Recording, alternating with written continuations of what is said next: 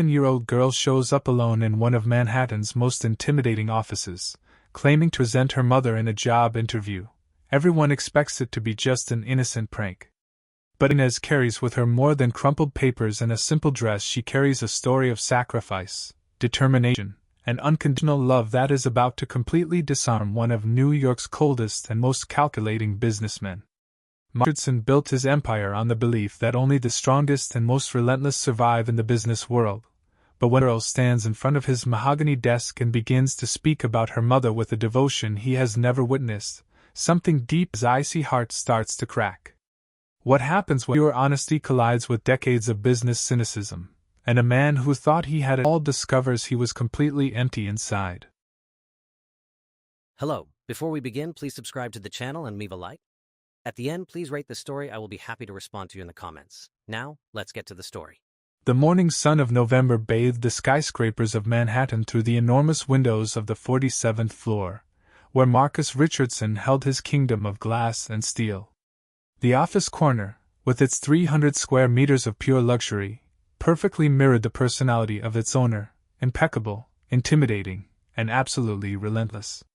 At 45, Marcus was the kind of man who made silence weigh in the air merely with his presence. His graying hair at the temples gave him an air of distinction that perfectly matched the $3,000 Armani suit he wore like a second skin. His blue eyes, cold as the steel of his industrial machines, scanned the resumes scattered across the solid mahogany table with the same expression of disdain that an art critic would observe a child's scribbles. Graduated in business administration from the University of Albany, he murmured, holding the paper between two fingers as if it were something contagious. 3 years of experience in a mid-sized company in upstate. Pathetic. The resume flew across the table, joining the growing pile of rejections accumulating in the right corner. Jennifer Walsh, his current assistant, a woman in her 30s who was already showing visible signs of stress after just 4 months working for him, watched nervously as she adjusted her glasses on her nose. "Mr. Richardson," she began, her voice slightly trembling, "this candidate has excellent references from her previous employers. They say she is very organized and—" "Organized?" Marcus raised an eyebrow, not taking his eyes off the papers. "Jennifer, I run one of the largest industrial corporations in the country. I don't need someone organized. I need someone exceptional. Someone who can anticipate my needs before I even express them. Someone who won't crumble under pressure when the stock market crashes or when we have to close a $50 million deal in a single afternoon." The atmosphere was charged with tension. The air conditioning maintained the perfect temperature of 68 degrees Fahrenheit, but Jennifer felt small beads of sweat forming on her forehead. She knew her own days were numbered. No secretary had lasted more than 6 months working for Marcus Richardson, and she was already at her limit. Marcus picked up another resume, his fingers drumming impatiently on the table. "Bachelor's in Communications," he read aloud, his voice laden with irony. 2 years as a receptionist in a law firm in Brooklyn. Seriously, Jennifer? Do you really believe a receptionist has what it takes to work at Richardson Industries? Sir, Jennifer swallowed hard. "We followed the criteria you established. Minimum of 2 years of experience, college degree, verified references." "My criteria," Marcus interrupted her, finally lifting his eyes to meet hers, "are just the starting point. What I need goes far beyond a list of basic qualifications. I need someone who understands that working here is not just a job, it's a vocation that demands sacrifice, absolute dedication, and a tolerance for pressure that 99% of the population simply does not possess." He stood up from the Italian leather chair, his movements fluid and calculated like a predator. He walked to the panoramic window, contemplating the hustle and bustle of Madison Avenue below, where tiny people hurried like ants in their insignificant routines. "How many interviews do we have today?" he asked without turning, his voice echoing through the spacious office. 12, sir," Jennifer replied, consulting her electronic agenda. "The first is scheduled for 9 o'clock. They are all pre-selected candidates based on the criteria you—" "I doubt any of them have what it takes." Marcus cut her off again, his reflection in the glass showing an expression of absolute skepticism. But let's go ahead with this farce. At least then I can say I tried. The silence that followed was broken only by the muffled sound of traffic 47 floors below, and the faint hum of the air conditioning. Jennifer knew she should say something, but her experience over the past months had taught her that sometimes silence was the safest option. Marcus returned to the table, his footsteps echoing on the imported marble floor. He picked up the platinum Rolex watch he had left beside the resumes, a habit he had when he needed to concentrate, and put it back on his wrist with precise movements. "I have a meeting with the board at 3 in the afternoon," he said, adjusting the cuffs of his Italian silk shirt. "I need these interviews to be over by 2 at the latest. I don't want my schedule compromised by unsuitable candidates." Jennifer nodded quickly, making notes in her agenda. "Of course, sir. Each interview is scheduled to last 15 minutes, with 5-minute breaks in between. That will give us enough time to—" 15 minutes? Marcus looked at her incredulously. "Jennifer, in 2 minutes I already know if a person has potential or not. 15 minutes is more than enough time to confirm my first impression." He walked to the built-in mirror on the wall, checking to see if every hair was in place. His movements were mechanical, the result of decades of impeccable routine. He adjusted the navy blue silk tie, which had cost $400 at an exclusive Fifth Avenue boutique, and ran his hands over the blazer, eliminating any imaginary imperfection. "I hope you have adequately prepared the conference room," he said, not taking his eyes off the mirror. "I don't want any unpleasant surprises. The temperature should be at 68 degrees, the company documents organized on the table, and the sparkling water chilled, not still. Everything is prepared according to your instructions, Mr. Richardson," Jennifer replied, though her voice betrayed a slight nervousness. She had checked the room 3 times that morning, but with Marcus, one could never be absolutely sure that everything was perfect. Marcus finally stepped away from the mirror, his impeccable image reflecting the golden light streaming through the windows. He was the kind of man who made an impression upon entering any room, not just because of his evident wealth, but because of the aura of power and absolute control he carried with him. "Let's start this charade," he murmured, walking toward the office door. "Although I have serious doubts that any of these candidates are remotely close to the standard I require." His footsteps echoed down the marble corridor as he headed to the conference room, Jennifer a few meters behind, trying to keep up with his determined pace. The air around him seemed charged with expectation and tension, as if the very environment knew it was about to witness yet another demonstration of the surgical precision with which Marcus Richardson shattered hopes and ambitions. "Let this not be another waste of my valuable time," he declared, his voice echoing down the empty corridor like a royal decree, as his hands adjusted one last time the $3,000 suit he wore like armor against the imperfect world surrounding him. The elegant waiting hall of Richardson Industries on the 47th floor exuded the kind of quiet luxury that intimidated even the most seasoned professionals. The cream-colored Italian leather armchairs were arranged in a semicircle around a crystal coffee table, where copies of the most prestigious business magazines were perfectly aligned. The marble-clad walls held discreet contemporary artworks, and the silence was broken only by the soft hum of the air conditioning and the occasional click of high heels against the floor.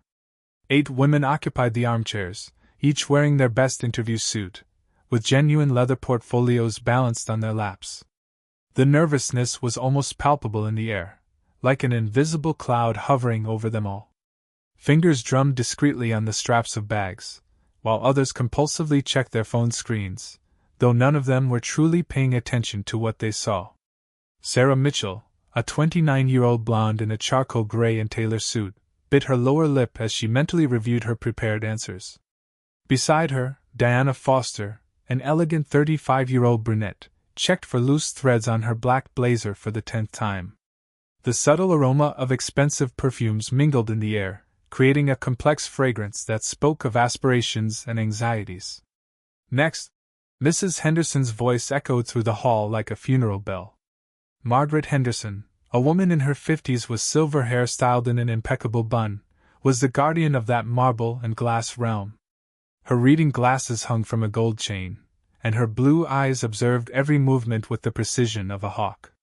A young redhead stood up, her hands trembling imperceptibly as she adjusted her portfolio. She was the fourth candidate of the morning, and the three before her had emerged from the conference room with defeated expressions etched on their faces. The first had lasted only 7 minutes. The second, a little longer, perhaps 10. The third had left with visibly teary eyes, biting her lip to hold back tears of frustration.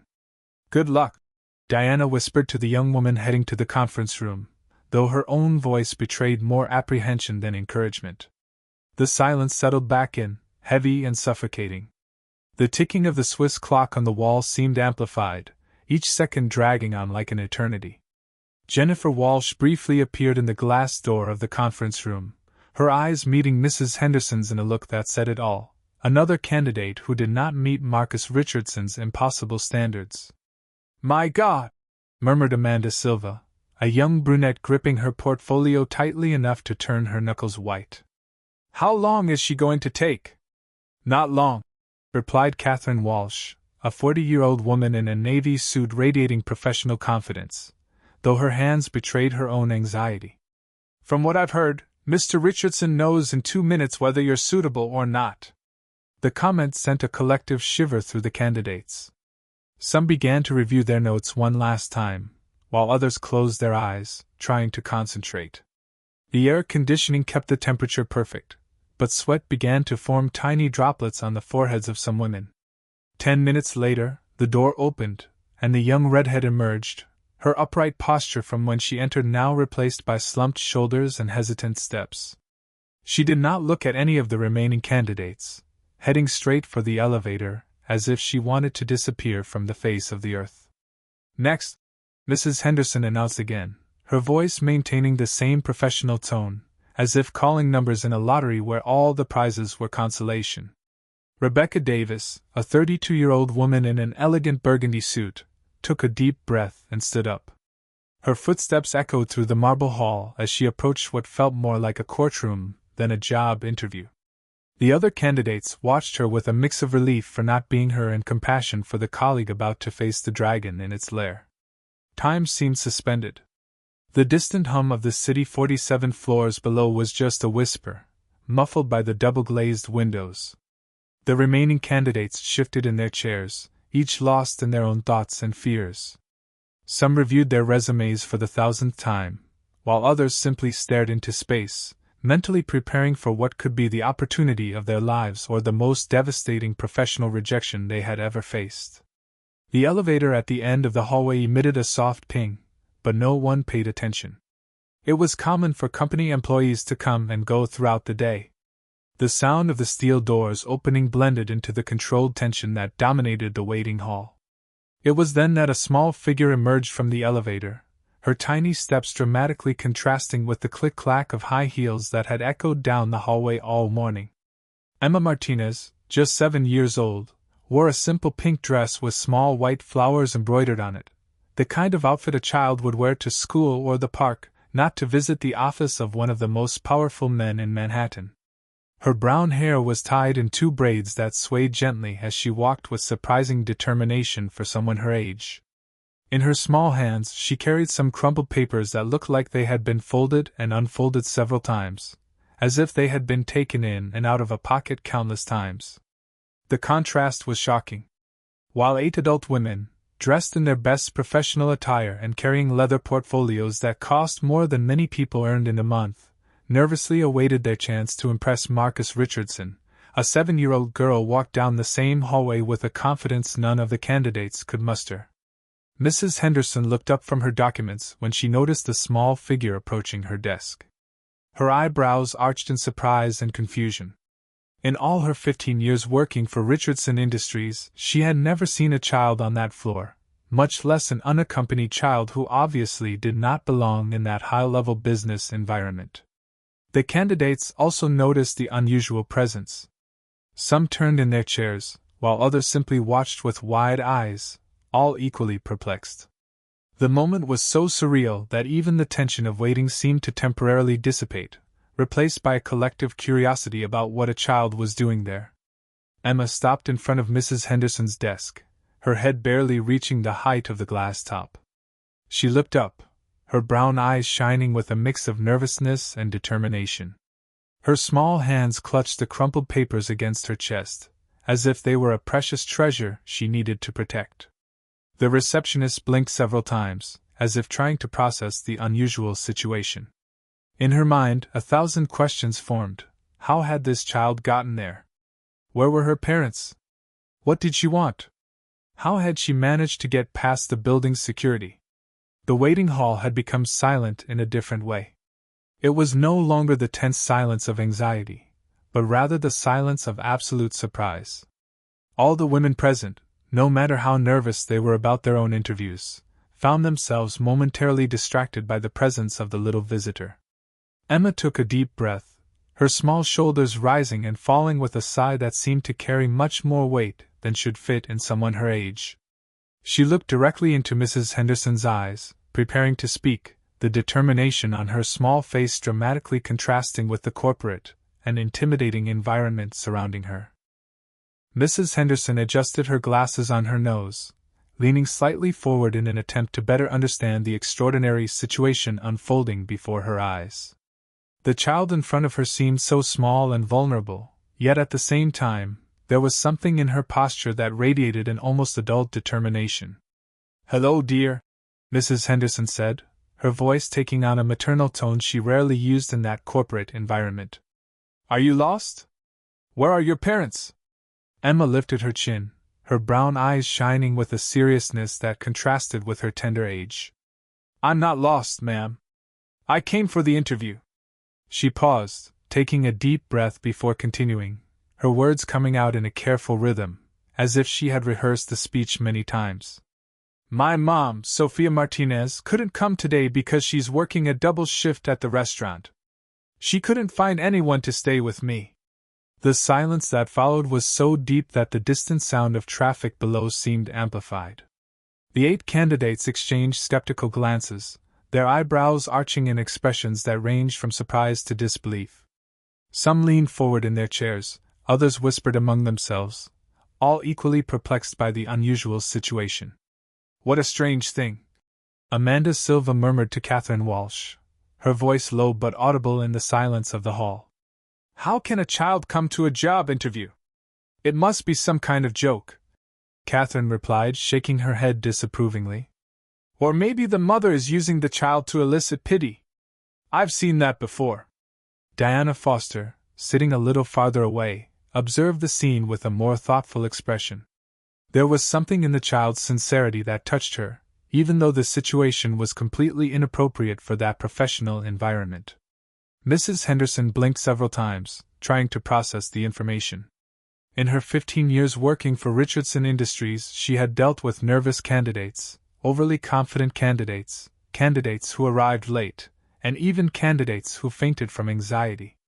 But she had never, ever, encountered a 7-year-old claiming to represent her mother in an interview.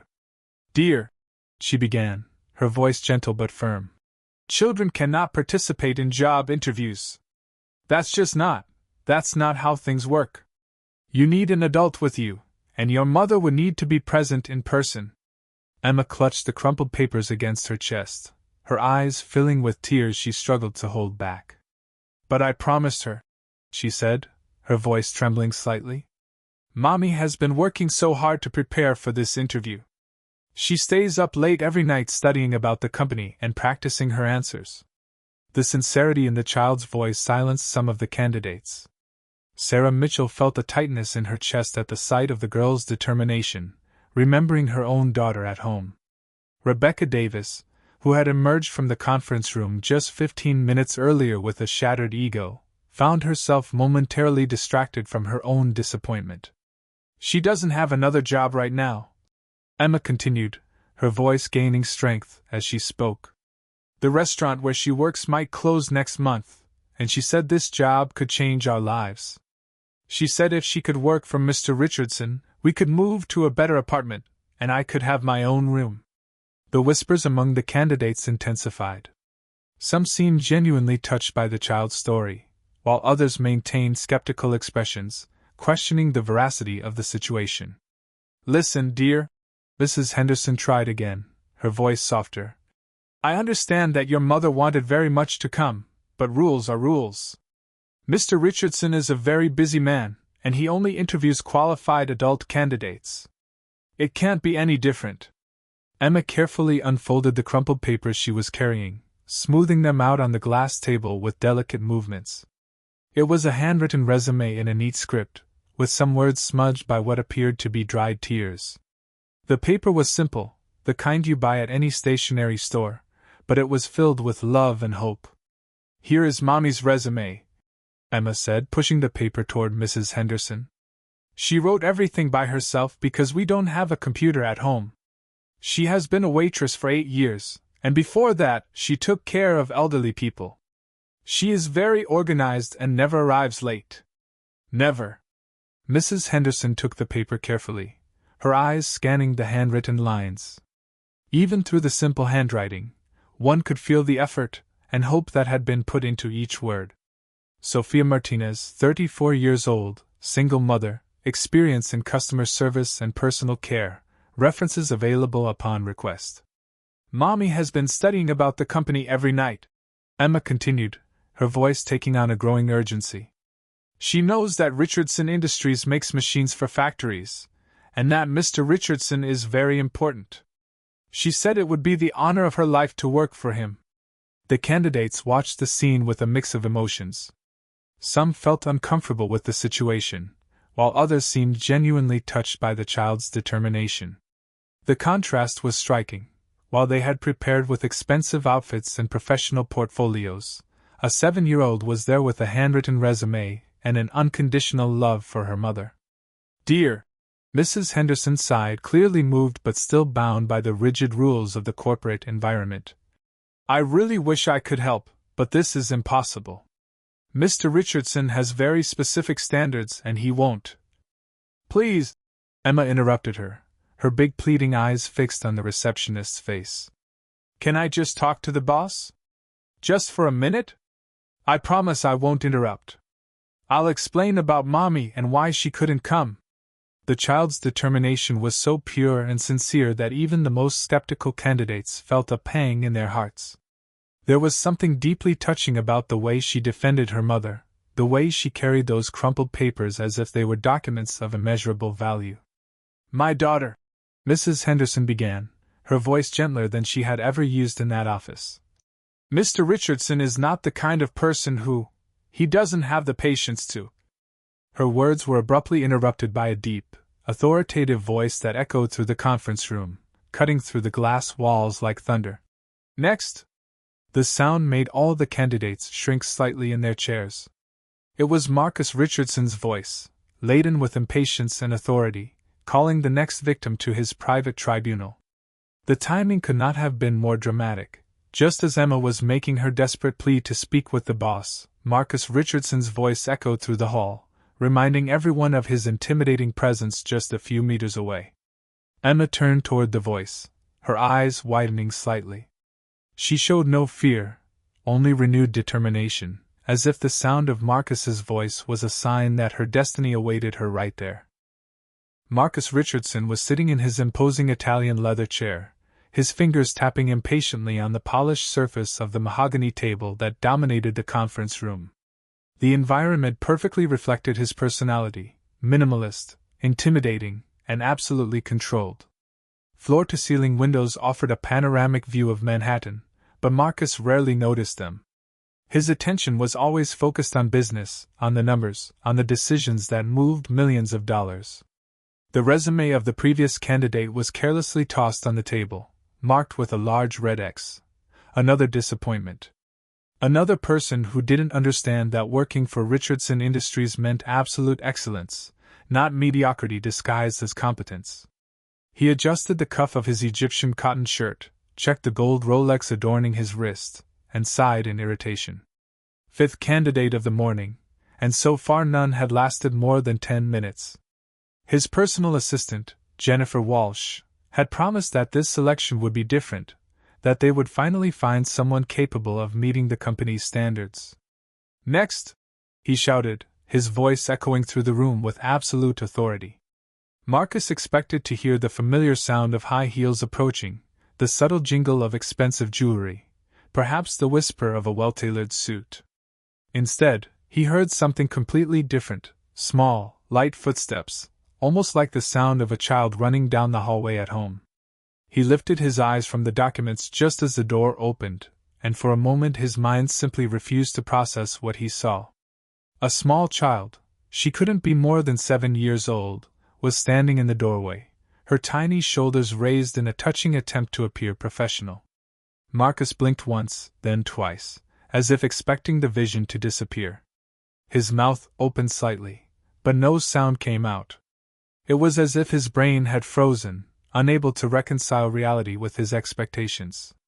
Emma Martinez entered the room with determined steps, her brown eyes quickly scanning the intimidating environment. The table was larger than her bed at home, and the man sitting behind it looked like a giant, even while seated. She had never seen such an elegant office, with its dark wood panels and artwork that probably cost more than her family earned in a year. But she didn't let herself be intimidated. She had promised her mom she would come, and Emma Martinez always kept her promises. "What the hell?" Marcus murmured, his voice hoarse with shock. He slowly stood up, his imposing height of 6 feet 2 inches making him appear even more gigantic compared to the small figure in front of him. "Good morning, Mr. Richardson," Emma said, her voice sweet but firm. She had rehearsed these words in the bathroom mirror at home, imagining what it would be like to meet the most important man in New York. Marcus ran a hand through his gray hair, his face expressing a mix of disbelief and growing irritation. "What kind of joke is this?" he asked, his voice taking on the rough tone that made executives tremble. "Where are the cameras? Is this some kind of prank?" He walked over to the window, his heavy footsteps echoing on the marble floor. "Security!" he began to shout, his hand reaching for the intercom on the table. "Security! We need—" "Please, no!" Emma interrupted, her voice small but desperate. "I'm not a joke, Mr. Richardson. I came for the interview because my mom couldn't come today."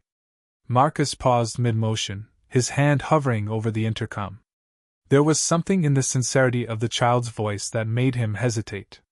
In his 45 years of life, 23 of which had been spent in the business world, he had developed an infallible instinct for detecting lies, manipulations, and tricks. But when he looked at the child in front of him, he saw only pure honesty. Your mother?" he repeated, his voice losing some of its initial harshness. "Yes, sir," Emma replied, taking a step toward the table. "My mom is Sophia Martinez, and she really wanted to come to the interview, but she's working a double shift at the restaurant today and didn't have anyone to stay with me." Marcus stepped away from the window, his eyes studying the child with an intensity he usually reserved for million-dollar contracts. His business mind struggled to process the situation. This was completely out of protocol, absurd, unacceptable. He should call security, find out how a child had managed to get into his office, and resolve the situation immediately. But something held him back. Perhaps it was the way she maintained direct eye contact, showing no fear or intimidation. Perhaps it was the determination in her small posture. Or perhaps it was simply the novelty of the situation. In decades of interviews, he had never faced anything like this. Do you have 7 years?" he asked, his voice lower now, almost as if he were speaking to himself. "Yes, sir," Emma confirmed proudly. "I turn 8 in December." Marcus shook his head, a dry laugh escaping his lips. This is completely insane. Children don't do job interviews. That doesn't exist." "I know it's different," Emma admitted, her voice taking on a more pleading tone. "But my mom has been working really hard to prepare for this interview. She stays up late every night, studying about your company and practicing her answers in the mirror." Something in Marcus's chest tightened when she said that. He vaguely remembered his own mother, decades ago, practicing speeches in the mirror before important meetings. The memory surfaced out of nowhere, bringing with it a wave of emotions he had long buried beneath layers of success and cynicism. She practices in the mirror?" he asked, almost unaware that he had asked the question. "Yes," Emma replied, her eyes lighting up as she saw she had captured his attention. She says that when you want something very, very much, you need to prepare properly. She knows everything about Richardson Industries. Marcus approached the table, his curiosity overpowering his initial irritation. In his mind, two voices were battling fiercely. The voice of the cold, calculating businessman demanded that he end this farce immediately. But there was another voice, weaker, that whispered about the extraordinary courage of that child, about the evident love she showed for her mother. Listen, little one, he said, trying to keep his voice steady. I understand that your mother wanted this job very much, but this is simply not how things work. I can't interview a 7-year-old. Emma nodded gravely, as if she had expected that answer. I understand, Mr. Richardson. But can I at least show my mom's resume? She worked really hard on it. Marcus hesitated. Every fiber of his business being screamed that he should end this situation immediately. But when he looked at the child in front of him, he saw the same determination he recognized in himself when he was young and fighting to build his empire. 5 minutes, he murmured, almost surprised at himself. You have 5 minutes. Emma smiled for the first time since she entered the room, a smile so pure and radiant that it lit up the entire intimidating environment. With careful reverence, she began to unfold the crumpled papers she had brought, smoothing each crease gently before placing them on the mahogany table with both her small hands. The handwritten resume contrasted drastically with the high-tech environment around, but there was something deeply touching in the simplicity of those pages carefully prepared by a mother dreaming of a better future for her daughter.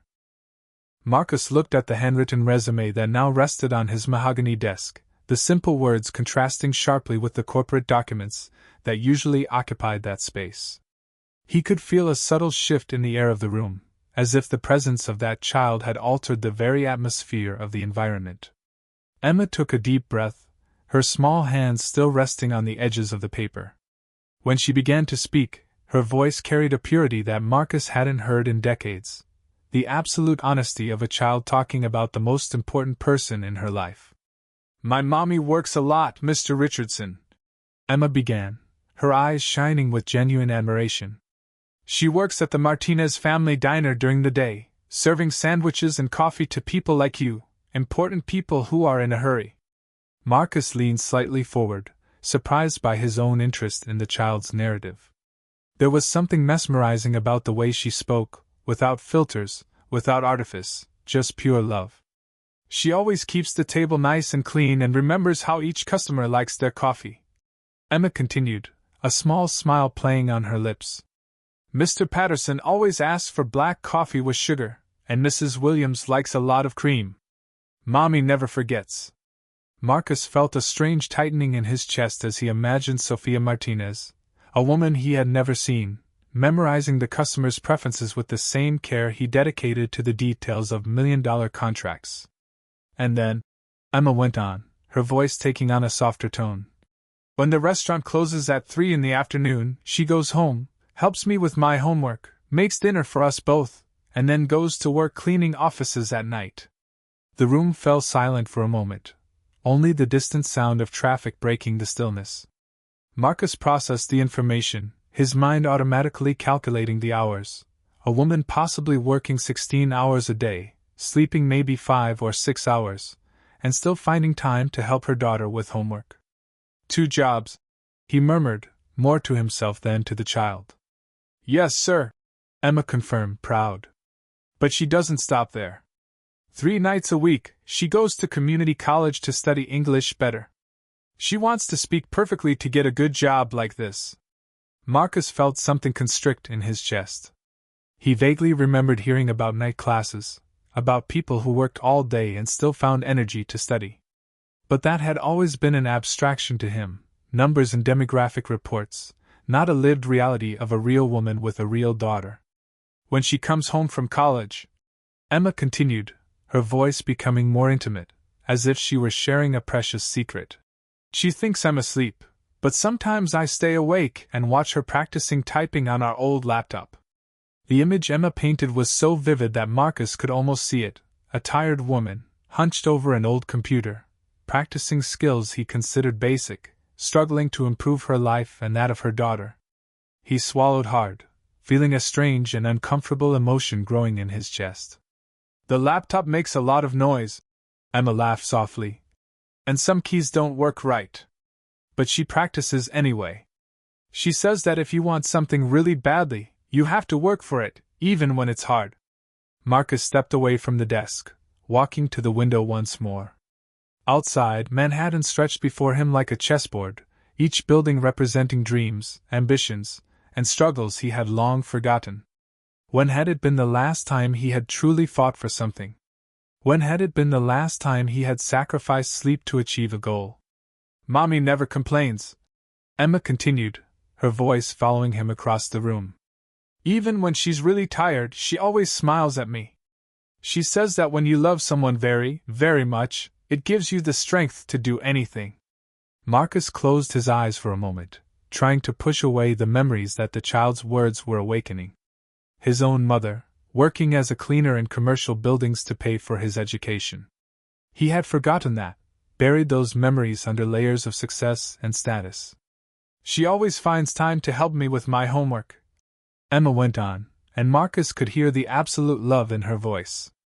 Even when she's really tired, she sits with me at the kitchen table and helps me with math. She's not very good at math, but she tries. She always tries. The honesty of the child was almost painful. Marcus turned to look at her, seeing the pure adoration in her eyes as she spoke about her mother. When had it been the last time someone had spoken about him with even a tenth of that love? We don't have much money, Emma admitted, her voice trembling slightly for the first time. Sometimes I hear her crying at night when she thinks I'm asleep. But she always makes sure I have everything I need. Marcus felt his throat tighten. The image of Sofia Martinez crying alone in the kitchen, worried about the bills but hiding her tears from her daughter, was more real and impactful than any financial report he had ever read. She buys my school supplies even when it means she'll eat only sandwiches at work for a week, Emma continued, her words coming out faster now, as if she were afraid he would stop listening. And when I get sick, she misses work to take care of me, even knowing that means less money. Marcus approached the desk again, his eyes fixed on the child who was completely transforming his perspective on that interview.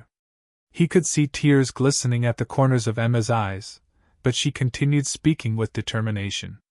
Mommy always says that education is the most important thing in the world, Emma went on, her voice gaining strength again. She says that if I study hard, I can be anything I want to be. A doctor, a teacher, maybe even a businesswoman like you. Marcus's heart raced at hearing that. A businesswoman like you. When had it been the last time someone had referred to him as inspiration, instead of just as a source of intimidation? She never had the opportunities that I will have, Emma continued, her eyes meeting his with surprising intensity. But she's working so hard to give me those opportunities. She says that working at Richardson Industries would be like winning the lottery because it would mean she could focus on just one job and still give us a better life. Marcus sat heavily in his chair, the weight of the child's words settling over him like a heavy blanket. He looked at the handwritten resume, seeing it now with completely different eyes. It was not just a piece of paper with information, it was a woman's dream, written with hope and love for her daughter.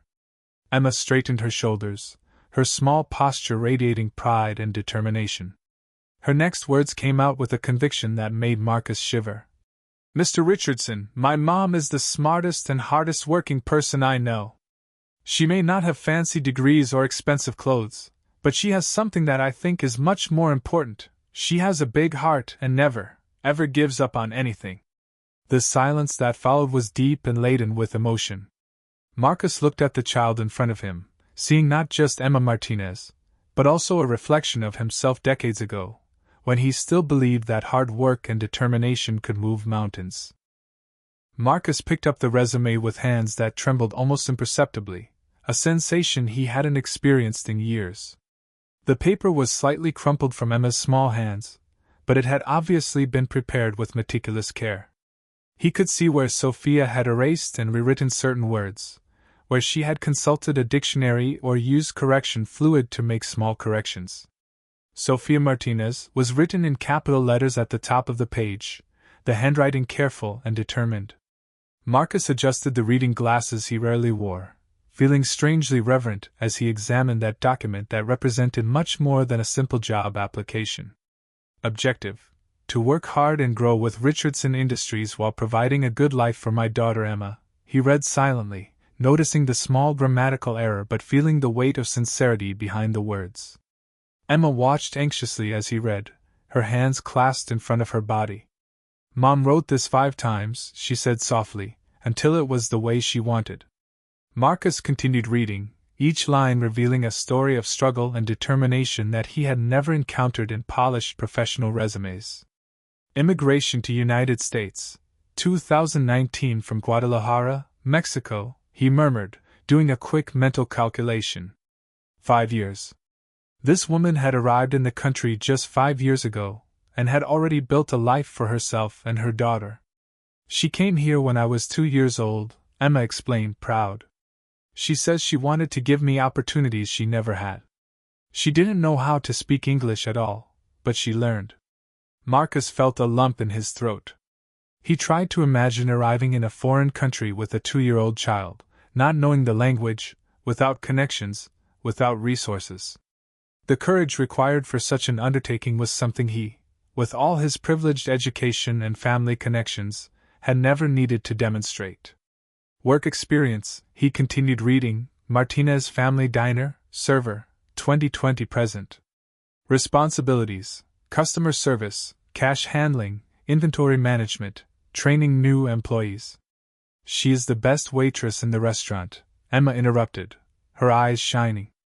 Mr. Martinez always says she is the only one who never forgets an order, and that customers always ask to sit in her section. Marcus nodded, impressed despite himself. Inventory management, training employees, these were transferable skills that many candidates with college degrees did not possess. Crystal Clean Services, night janitor, 2021 present, he read the next entry. Responsibilities, office cleaning, security protocols, time management, work independently. She works alone at night, Emma explained, her voice becoming softer. She says sometimes it's scary, but she thinks of me at home and that makes her feel brave. Marcus stopped reading for a moment, imagining Sophia Martinez alone in dark buildings, cleaning offices while the city slept, staying motivated by thinking of the daughter waiting at home. The image was both humbling and inspiring. Education, he continued, Roosevelt Community College, English as Second Language, 2022 present. Evening classes 3 nights per week. Current GPA, 3.8. 3.8, Marcus repeated, impressed. That's excellent. Emma smiled radiantly.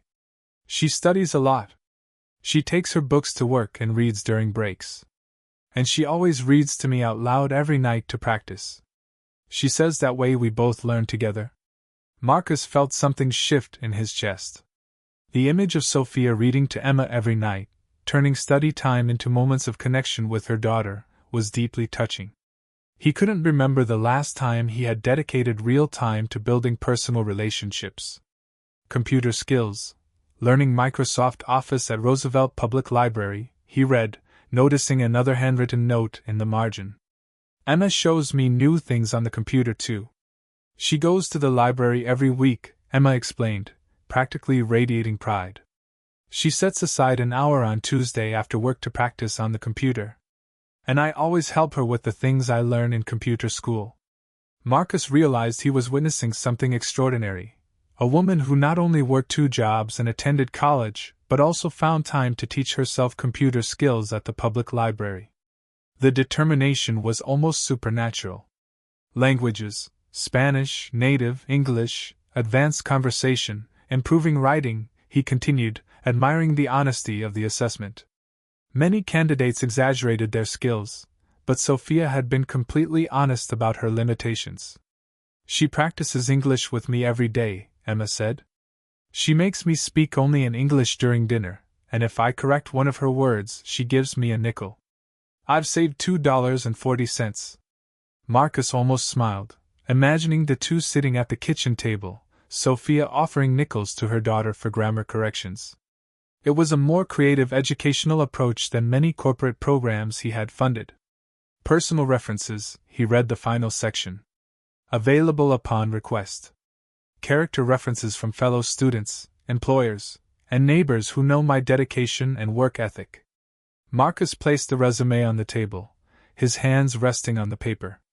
He had read thousands of resumes over the years, documents crafted by specialized consultants, printed on expensive paper, filled with corporate jargon and inflated achievements. But none had told a story as powerful as those handwritten pages. Emma, he said, his voice softer than it had been in years, does she teach you other things besides English? Emma nodded enthusiastically. She teaches me that if you want something really badly, you have to work for it. She says it doesn't matter where you come from or how much money you have, what matters is how willing you are to try. Marcus felt a wave of recognition. These were lessons he had learned decades ago, but had forgotten amid the success and privileges that now surrounded his life. And she always tells me, Emma continued, her voice gaining strength, that actions speak louder than words. She says anyone can promise things, but what really matters is what you do. The words hit Marcus like a punch in the stomach. Actions speak louder than words. When had been the last time he had really acted, instead of just giving orders? When had been the last time he had demonstrated his worth through hard work, instead of just relying on his reputation? She told me to tell you, Emma continued, her eyes meeting his with a sincerity that completely disarmed him, that she is not asking to be hired based on pity or because our situation is difficult. She is asking for a chance to prove herself. She says if you give her an opportunity, she will show that she can work harder and care more than anyone you have ever hired.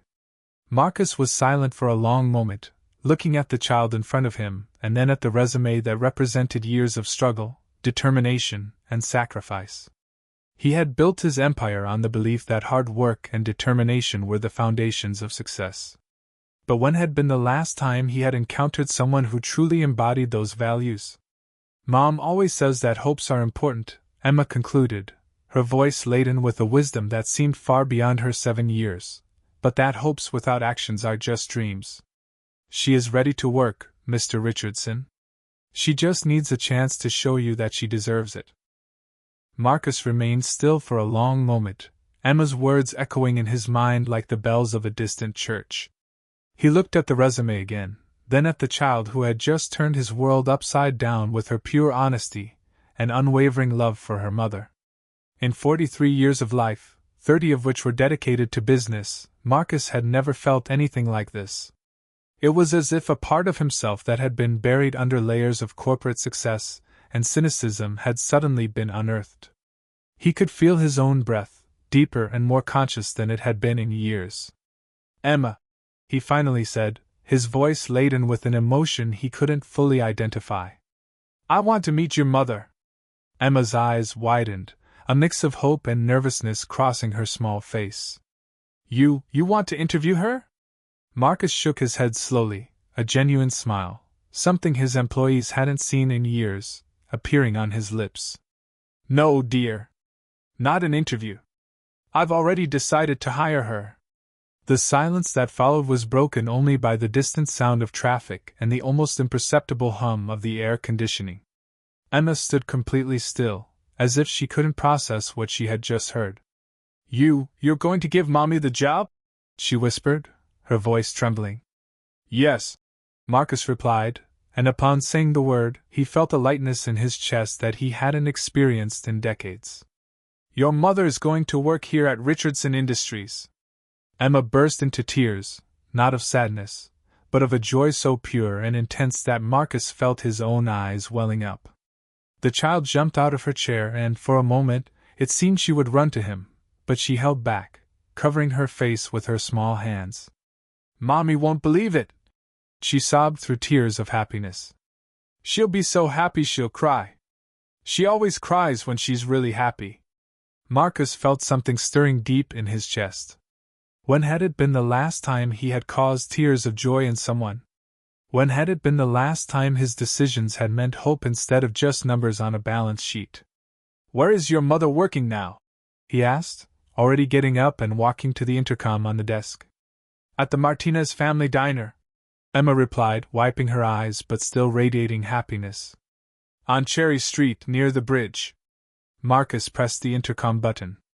Margaret, cancel all my meetings for this afternoon. And ask James to bring the car. We're leaving now. Margaret's voice sounded confused through the system. Mr. Richardson? But you have the meeting with the Japanese investors at 3. Cancel it, Marcus repeated, his voice firm but not hostile. This is more important. He hung up the intercom and turned to Emma, who still seemed to be in shock. Let's go visit your mother. The journey to the Lower East Side was a trip through completely different worlds. Marcus rarely left the financial district or the Upper East Side, and as the Lincoln Navigator navigated the narrow, busy streets, he saw New York through eyes he hadn't used in years. Emma was glued to the window, pointing out familiar landmarks to him. That's the school where I study, she said, indicating a brick building with a small courtyard surrounded by fences. And over there is where Mommy buys groceries when they have sales. Marcus watched everything with growing fascination. This was the real New York, the city where people like Sophia Martinez built their lives day by day, not the glamorous Manhattan of his social circles. Meanwhile, at the Martinez family diner, Sophia Martinez felt the weight of every passing hour. It was 2:15 in the afternoon, and she hadn't received any message from Emma. Her daughter should have been back from her adventure at least an hour ago, and Sophia was torn between worry and hope. The restaurant was in the midst of the late lunch rush, and Sophia moved between the tables with the efficiency of someone who had perfected the art of serving dozens of customers while maintaining a genuine smile. But beneath the professionalism, she was exhausted. 3 hours of sleep the night before, after studying for an English exam, were taking their toll. More coffee, Mr. Patterson? She asked the elderly man who always occupied table 4, her voice sweet despite the fatigue. Of course, dear, he replied, as he always did. You look tired today. Sophia smiled, filling the cup with a steady hand. I'm fine, thank you. Just a long night of studying. She checked her phone in the pocket of her apron once more. Nothing. Where was Emma? What had happened to her plan? Sophia felt a mix of admiration and concern for her daughter's determination, but anxiety was growing with each passing minute. Sophia, table 6 needs more napkins, shouted Miguel, the cook, through the kitchen window. Coming right up, she replied, grabbing a handful of napkins from the drawer. It was then that she heard the doorbell ring, signaling new customers. She turned automatically, a professional smile already forming on her lips, but the words died in her throat. Emma was entering the restaurant, her eyes shining in a way Sophia had never seen before. But it wasn't just Emma. She was accompanied by a tall, gray-haired man wearing a suit that probably cost more than Sophia earned in 3 months. Sophia's heart nearly stopped. She recognized the man immediately, not personally, but from photographs in business magazines she sometimes flipped through at the library. Marcus Richardson. The Marcus Richardson. The most powerful man in New York's corporate world was standing in the Martinez family diner, looking directly at her. The plate she was holding slipped from her hands, shattering on the floor with a noise that made the entire restaurant turn. Sophia froze, the fragments of porcelain at her feet, trying to process what she was seeing. Her first thought was panic. Something had happened to Emma. Her daughter had gotten into trouble. Maybe she had actually gone to Richardson's office and caused some scandal. Mommy! Emma shouted, running through the restaurant toward her, her shoes clattering on the linoleum floor.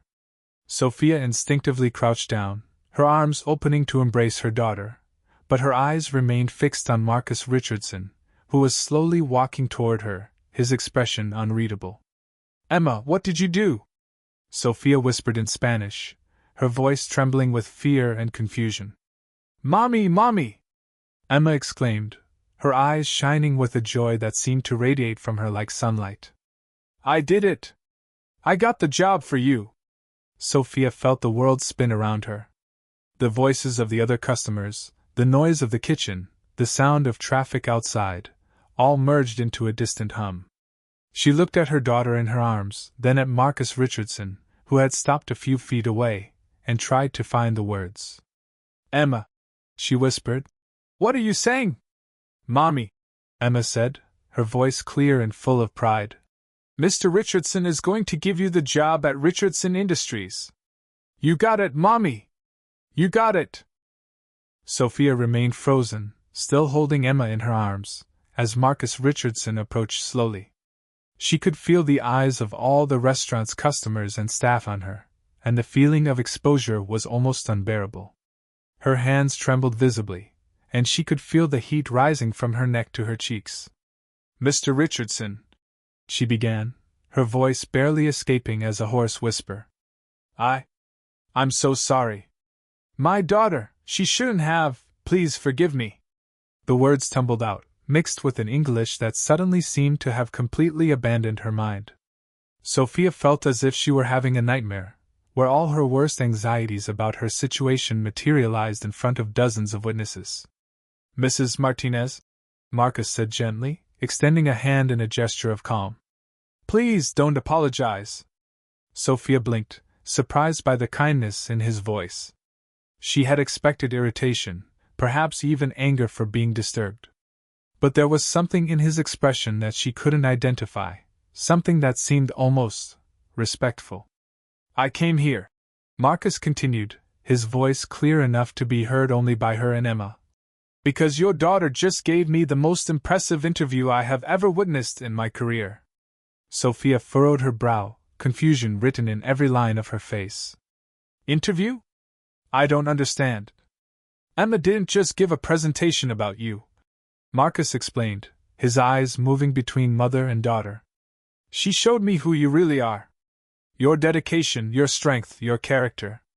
She told me how you worked 2 jobs while studying, how you read to her every night to practice English, how you teach her that actions speak louder than words." Sophia felt the world start to spin. She looked at Emma, who was radiant in her arms, and then back at Marcus. But I don't understand. Are you saying that?" "I'm offering you a position at Richardson Industries," Marcus said, his voice firm but gentle. "Human Resources Department, starting as a specialist in employee relations. Base salary of $75,000 a year, with full health and dental benefits, 2 weeks of paid vacation, and educational assistance to complete your degree." The silence that followed was so deep that Sophia could hear her own heart beating. $75,000. She did a quick mental calculation. It was more than double what she earned in her 2 jobs combined. It was more money than she had dreamed of making in years. I can't," she whispered, tears beginning to form in her eyes. "This can't be real." "Mommy," Emma said softly, touching Sophia's face with her small hands. "It's real. You deserve this." Sophia looked at her daughter, seeing so much love and pride in her eyes that she felt her heart break and rebuild itself at the same time. All the nights she had come home exhausted, all the early mornings studying after Emma fell asleep, all the times she had questioned whether she was doing enough, suddenly it all made sense. "Mrs. Martinez," Marcus said, his voice laden with a sincerity she had never heard from someone in his position. "I spent the last hour learning about you through your daughter's eyes. I discovered that you are exactly the kind of person I'm looking for, someone with integrity, determination, and a work ethic that cannot be taught or bought." Sophia tried to speak, but only sobs came out. Tears were flowing freely down her face now, years of struggle and sacrifice finally finding validation in a moment she had never dared to imagine. "I wasn't just looking for qualifications on a resume," Marcus continued. "I was looking for someone who understands the value of hard work, who knows what it means to fight for something that matters. Emma showed me that you are that person." Sophia gently set Emma down, her legs trembling so much that she wasn't sure she could stand. She looked around the restaurant, seeing the familiar faces of her coworkers and regular customers, all watching with curiosity and growing excitement. You really want to give me this job?" she asked, her voice breaking with emotion. "I'm not giving you anything," Marcus replied firmly. "You earned this. Every night you worked, every class you attended, every time you chose to keep going when you could have given up, you earned this. Sophia covered her face with her hands, sobbing openly now. It was as if all the fears, all the insecurities, all the exhaustion of the past 5 years were pouring out of her at once. She thought of all the times she had wondered if she was doing enough for Emma, if her choices were worth it. "Mommy," Emma said, tugging at Sophia's hand. "Are you going to accept?" Sophia uncovered her face, looking at the daughter who had made all this possible. Emma, who had been brave enough to do what her mother would never have dared to do. Emma, who had seen value in her mother when she herself sometimes doubted. "Yes," Sophia whispered, her voice gaining strength. "Yes, I accept." The restaurant erupted in applause. Miguel came out of the kitchen, clapping and shouting in Spanish. Mrs. Chen from table 2 was wiping away tears, and even Mr. Patterson was smiling widely.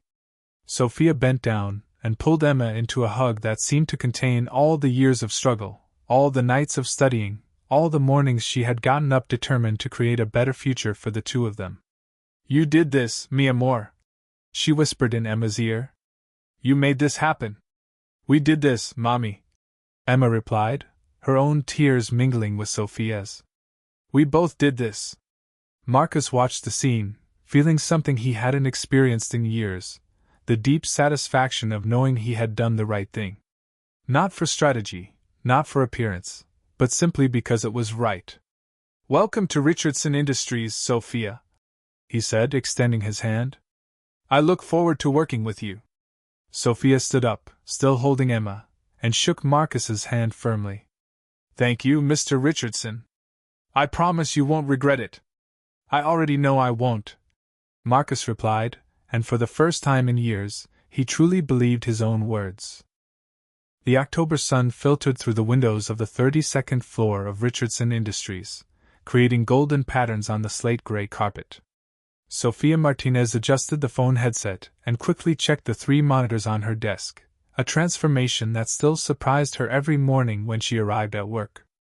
"Richardson Industries, CEO's office, Sophia Martinez speaking," she said with a confidence that had grown naturally over the past 3 months. "Yes, Mr. Yamamoto, I can confirm that Mr. Richardson will be available for the conference call at 9 in the morning, Tokyo time." As she noted the meeting details in her electronic agenda, Sophia felt a sense of belonging that she had never experienced before. It wasn't just the fact that she was working in one of the most prestigious buildings in Manhattan, or even the gold plaque on the door that read, "Sophia Martinez, Executive Assistant to the CEO." It was something deeper, the feeling of being exactly where she was meant to be. "Mrs. Martinez?" The voice of David Kim, one of the senior vice presidents, interrupted her. He was standing in the doorway of what was now officially her office, no longer a small cubicle, but a space with windows overlooking the city. "Yes, Mr. Kim?" Sophia replied, quickly finishing her notes. "Mr. Richardson is in the meeting with the board members, and I know you usually coordinate these presentations," David said, looking slightly nervous. "They are asking about the employee satisfaction numbers you compiled last month." Sophia nodded, immediately opening the correct file on her computer. "Sure. Do you need the overall numbers or the breakdowns by department?" "Both, if possible," David replied, and Sophia could see the relief in his eyes. "You always have everything organized perfectly." Sophia smiled, quickly printing the reports. In 3 months, she had become much more than an assistant. Marcus had quickly recognized her natural ability to understand people and solve problems, and gradually he had begun to ask for her opinion on issues that went far beyond scheduling and filing. "Here you go," she said, handing over the documents. "And Mr. Kim? Include in the presentation the feedback I received about the new lunch program. Employees are really appreciating the healthier options." David took the papers, shaking his head in appreciation. "You always think of everything, Sophia. Honestly, I don't know how we managed to work without you." After David left, Sophia allowed herself a moment of quiet reflection. She looked out the window, seeing the city stretch below her, and thought about how much her life had changed. The apartment in Queens wasn't luxurious, but it was bright and safe, with a separate room for Emma and a small study area where they could do their homework side by side. Mommy! Emma's familiar voice echoed from the break room, followed by the sound of footsteps running down the hallway. Sophia smiled, checking the clock. 3:15. Emma always arrived promptly after school, escorted by the driver Marcus had insisted on providing. In the hallway, mi amor, Sophia gently called. Walking feet. Emma appeared in the doorway, her eyes shining with excitement.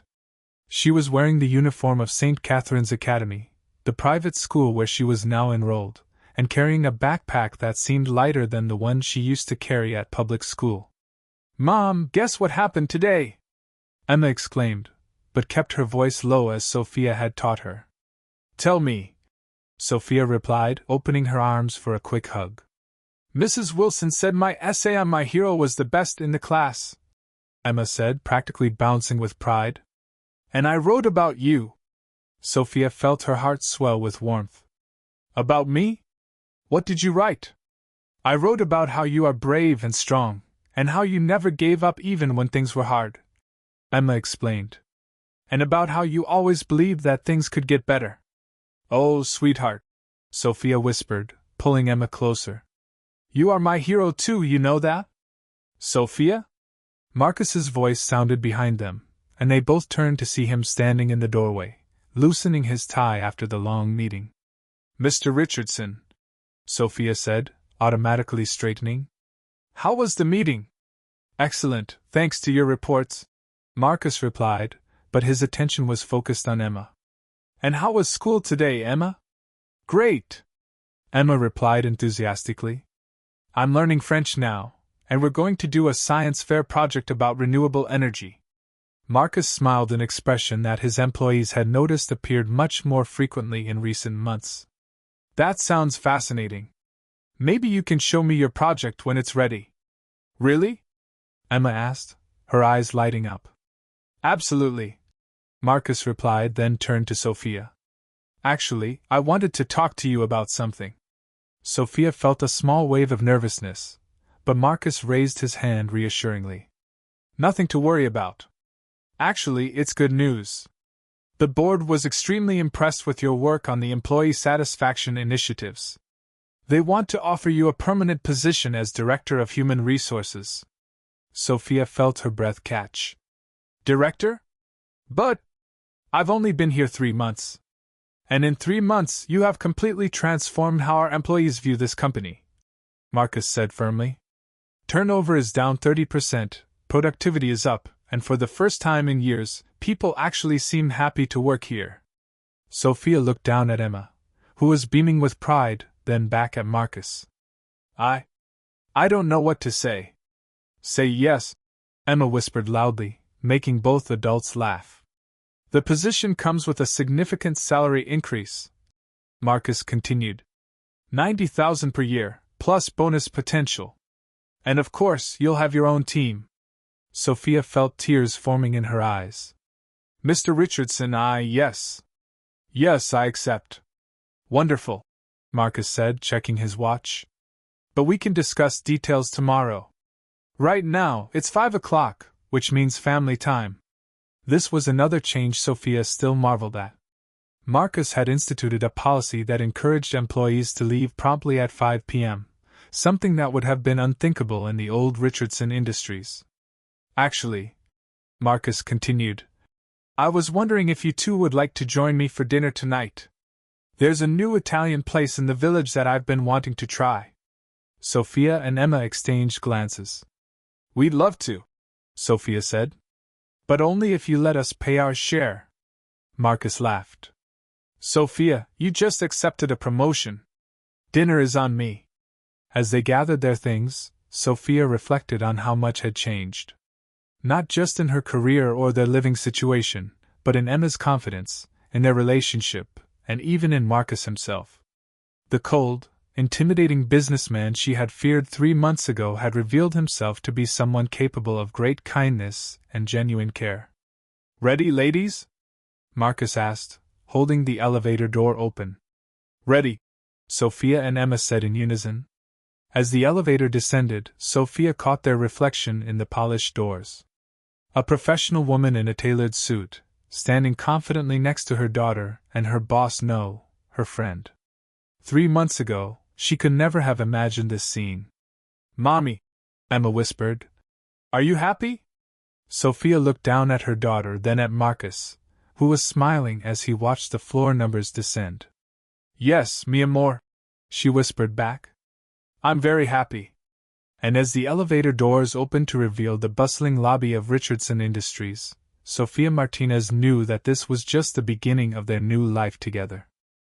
The November sun gently kissed the golden leaves dancing in the soft wind of Central Park. Sophia spread the checkered blanket over the still green grass, smoothing out every wrinkle with meticulous care, a habit she had developed over the years, when every little thing needed to be perfect because there was no room for error.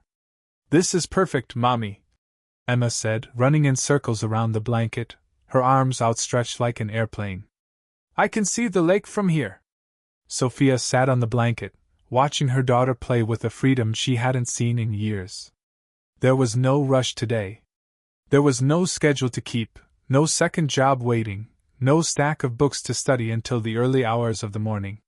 It was just the two of them, a picnic basket with real sandwiches, not just peanut butter every day, and an entire Saturday ahead. "Emma, come eat," Sophia called softly, unwrapping the sandwiches she had prepared that morning. Ham and Swiss cheese, with Dijon mustard and fresh lettuce.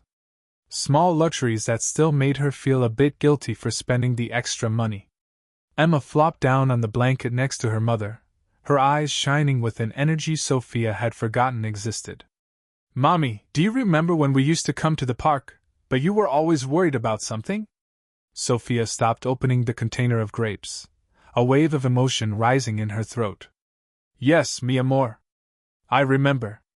Now you don't seem worried," Emma observed, taking a bite of her sandwich. "Your eyes are different. Brighter." Sophia felt tears forming. How could a 7-year-old be so perceptive? "It's because now I can really be here with you," she said, her voice barely above a whisper. "Really present." Emma nodded gravely, as if she understood perfectly. "And you don't check your phone every minute thinking about work?" "No." Sophia laughed, surprised at herself. "I didn't even bring my phone today." "Good," Emma said decisively. "Because today is our day." Sophia watched Emma eat, noticing details she had missed during the years of rushing, how her daughter always ate the edges of the sandwich first, how she closed her eyes when she tasted something she really liked, how she hummed quietly to herself when she was content. Those little moments she had lost while struggling to survive. "Mommy," Emma said suddenly, "are you crying?" Sophia touched her face, surprised to find tears. "They're happy tears, sweetheart. I was just thinking about how grateful I am." "Grateful for what?" "For you. For this moment. For..." Sophia paused, trying to find words to express the overwhelming sense of completeness she felt. "For finally having time to just be your mommy." Emma snuggled closer, leaning against Sophia's side. "You've always been my mommy. Even when you were busy." "I know, but not the way I wanted to be," Sophia said, running her fingers through Emma's hair. "I wanted to be able to play with you, read stories without worrying about homework, take you to places like this without counting every penny." "Like now?" Emma asked hopefully. "Like now," Sophia confirmed, kissing the top of Emma's head. They sat in comfortable silence, watching other families scattered across the park. Sophia noticed them differently now, not with the painful longing she used to feel, but with a sense of belonging. She and Emma were part of this tapestry now, no longer looking in from the outside. "Look, Mommy!" Emma pointed excitedly. "It's Mr. Richardson." Sophia turned to see Marcus walking toward them, carrying a small bag and looking decidedly out of place in his casual clothes, khakis, and a polo shirt that still looked like they'd been pressed by a professional service. "I hope I'm not interrupting," Marcus said as he approached, his usual confident demeanor replaced by something more tentative. "Not at all," Sophia said, genuinely meaning it. "Emma was hoping you'd come." Marcus's face lit up with surprise. "She was? Of course." Emma jumped up, running over to hug Marcus around the waist. "I told Mommy you promised to come play with us." Sophia watched with amazement as Marcus's entire posture changed. The rigid businessman dissolved, replaced by someone who seemed younger, more vulnerable. He returned Emma's hug with a gentleness that Sophia had never seen from him in the office. "I brought something," Marcus said, holding up the bag. "I wasn't sure what one brings to a picnic, but—" He pulled out a frisbee and a small soccer ball. "Perfect!" Emma squealed, immediately grabbing the frisbee. "Do you know how to play?" Marcus laughed, a sound that was becoming more frequent and more genuine. "I think I can figure it out." Sophia spread out more of the blanket as Marcus sat down, watching Emma demonstrate proper frisbee form. "She's been practicing with some kids at school," Sophia explained. "She's making friends easily now." "That's wonderful," Marcus said, and Sophia could hear the sincerity in his voice. "And how are you adjusting to the new position?" "Better than I ever imagined," Sophia admitted. "Though sometimes I still can't believe it's real." They watched Emma throw the frisbee in a wobbly arc, then chase after it with determined enthusiasm. Marcus smiled, and Sophia noticed something she'd never seen before: a softness around his eyes, a relaxation in his shoulders. "Emma," Marcus called out, "want to show me that soccer technique you were telling me about?"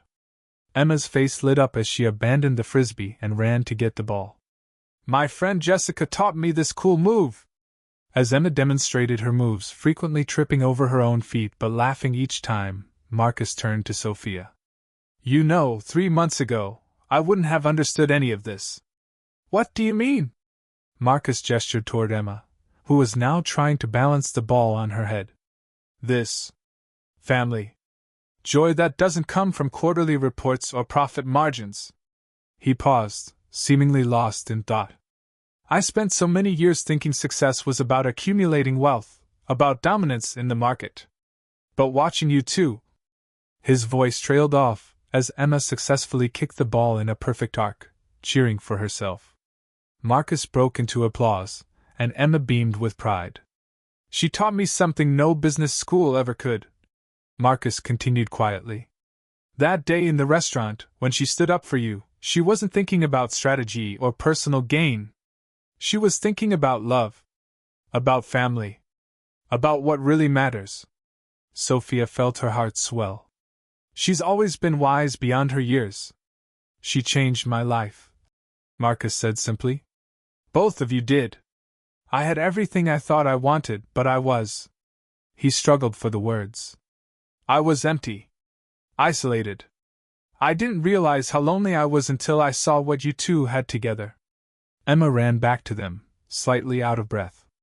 "Did you see that kick? It was perfect. It was amazing," Marcus said, and Sophia could hear the genuine pride in his voice. "You're getting really good at this."